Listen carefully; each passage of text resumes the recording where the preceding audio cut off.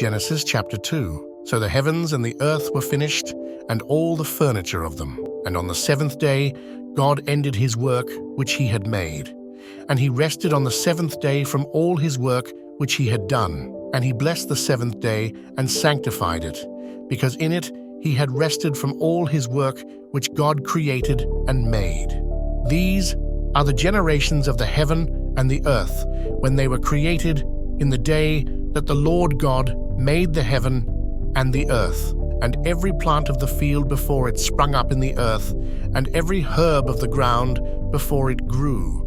For the Lord God had not rained upon the earth, and there was not a man to till the earth. But a spring rose out of the earth, watering all the surface of the earth. And the Lord God formed man of the slime of the earth, and breathed into his face the breath of life, and man became a living soul. And the Lord God had planted a paradise of pleasure from the beginning, wherein he placed man whom he had formed.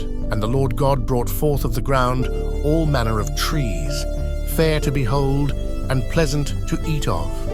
The tree of life also in the midst of paradise, and the tree of knowledge of good and evil. And a river went out of the place of pleasure to water paradise, which from thence is divided into 4 heads. The name of the one is Fison. That is it which compasseth all the land of Hevelath, where gold groweth, and the gold of that land is very good. There is found bdellium and the onyx stone. And the name of the second river is Gihon. The same is it that compasseth all the land of Ethiopia. And the name of the third river is Tigris. The same passeth along by the Assyrians.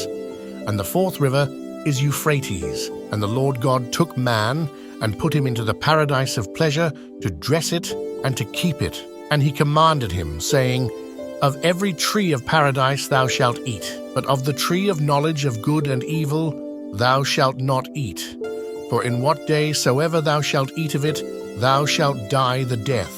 And the Lord God said, It is not good for man to be alone. Let us make him a help like unto himself. And the Lord God, having formed out of the ground all the beasts of the earth and all the fowls of the air, brought them to Adam to see what he would call them. For whatsoever Adam called any living creature, the same is its name. And Adam called all the beasts by their names, and all the fowls of the air, and all the cattle of the field. But for Adam there was not found a helper like himself. Then the Lord God cast a deep sleep upon Adam. And when he was fast asleep, he took one of his ribs and filled up flesh for it. And the Lord God built the rib which he took from Adam into a woman, and brought her to Adam. And Adam said, This now is bone of my bones, and flesh of my flesh.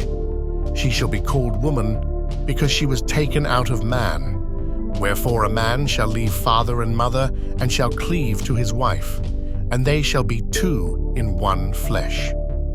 And they were both naked, to wit, Adam and his wife, and were not ashamed.